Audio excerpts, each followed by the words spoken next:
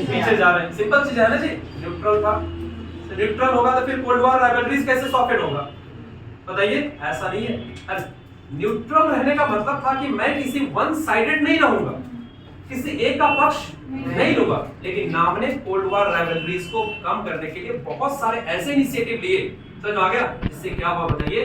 दोनों के बीच टेंशन कमा। जैसे एक एग्जांपल देता हूं मैं आपको, कोरिया का नाम सुने? और सिर्फ सुने नहीं, पढ़े भी।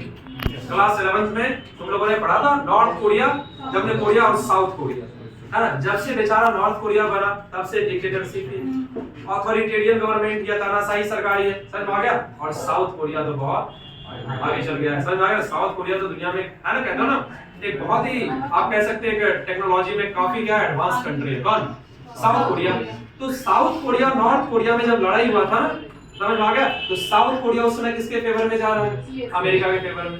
नॉर्थ कोरिया किसके फेवर में है? उस समय इन दोनों के बीच, इन दोनों के टेंशन को कम करने के लिए इंडिया जो है क्या क्या था बताइए?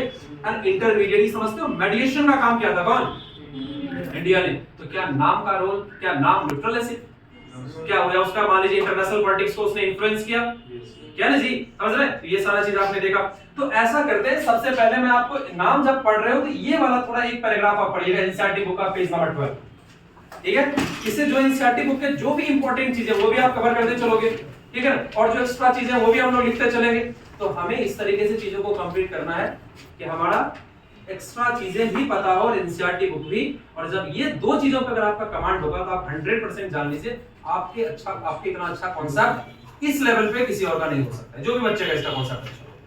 समझ रहे हो बातों को? तो अब ये वाला थोड़ा हम लोग क्या करते हैं बताओ, है ना? अब देखो मैंने बोला था सीबीएसई कैसे क्वेश्चन पूछेगा, है ना? वो एक लाइन उठाया एनसीईआरटी का और क्या कर दिया, उसको क्वेश्चन बना दिया, है ना? और वो अगर हम पढ़े हुए रहेंगे तो हमको सबसे हल्का लगेगा, और नहीं पढ़े रहेंगे तो सबसे क्वेश्चन बहुत हल्का, क्योंकि हम लोग तो सीधा पढ़ते हैं। जैसे कैसे पढ़ेंगे? एग्जांपल लो कि जैसे अभी तुम लोग सपोज कर लीजिए ऐसे मैंने सीधा तुमसे पूछ दिया what is cold war, question बहुत अच्छा है क्वेश्चन, जबकि व्हाट इज कोल्ड वॉर का डिफिनेशन किताब में नहीं दिया। एनसीईआरटी बुक जल्दी डिफिनेशन नहीं लिखता, ये आपको पता होना चाहिए, समझ गए ना? आप कोल्ड वॉर का डिफिनेशन नहीं लिखा हुआ, समझ रहे हैं? आपको जल्दी कोई डिफिनेशन है, आप बहुत कम डिफिनेशन मिलेंगे, समझ रहे हैं? लेकिन दूसरा चीज है, अब जैसे सपोज कर लीजिए कि यहाँ पे, अब यहाँ पे देखिए, यहाँ पे नेहरू लिखा है ना, देखो जवाहरलाल नेहरू दिया गया है। तो अब यहाँ पे मान लो नेहरू जी से जुड़ा हुआ एक लाइन ऐसे पूछ दिया, जैसे सपोज करो ऊपर वाला एक लाइन उठा के दे दिया